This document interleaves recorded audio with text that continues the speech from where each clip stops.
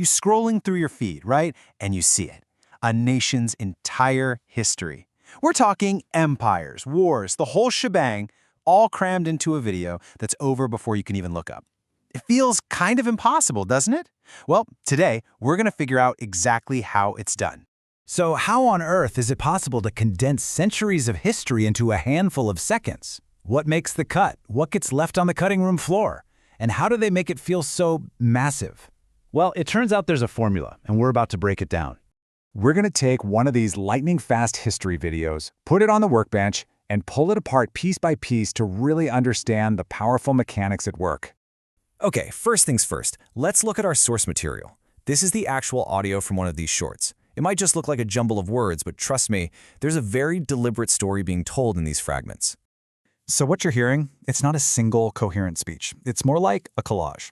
It's bits and pieces of famous historical sound bites all stitched together to create one powerful, continuous thought. The goal here isn't a linear story. It's about creating a feeling, an atmosphere, using these echoes of the past. So if we strip away all the extra noise and just boil it down, we're left with these three core phrases. These are the absolute pillars holding up this entire 15-second story. Each one is picked for a very specific reason for maximum impact. Let's see how they work together. The first two pieces of our little puzzle, they work as a team. Their job is to build a foundation of historical grandeur and to do it, like, instantly.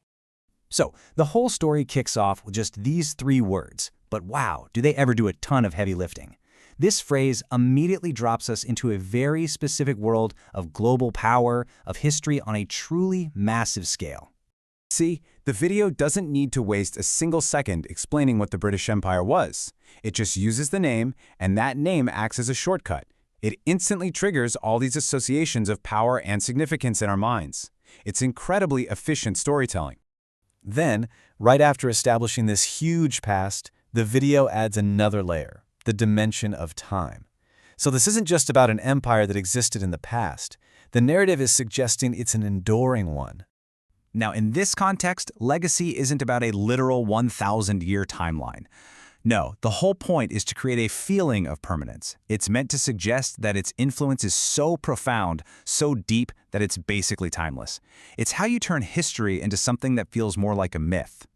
All right, so we've got the epic scale, we've got the timeless legacy, the stage is set. But what's a good story without some emotion, right? Without a heart. And that is exactly where this final piece of the puzzle comes in. And this is the climax. After building up this grand, timeless empire, the story pivots hard into a moment of really intense personal resolve. It's an iconic line, one that's instantly recognizable and just dripping with emotion. This move is just brilliant because it shifts the whole story from being epic and distant to something personal and immediate. It's no longer just about maps and dates, it's about human spirit. This phrase is the emotional payoff. It's designed to make you feel something, resilience, pride, defiance, right as the video ends. So we've taken the whole thing apart, we've seen all the pieces. Now let's put them back together and look at the actual blueprint for creating this kind of micro-history.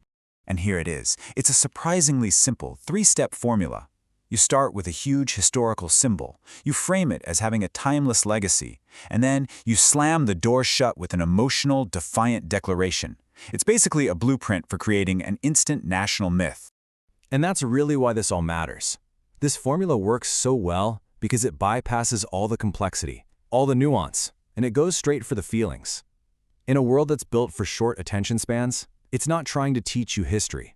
It's designed to make you feel the weight of history in the shortest amount of time possible. Look, this method of storytelling is incredibly effective. There's no denying its power. But it does leave us with a really important question to think about.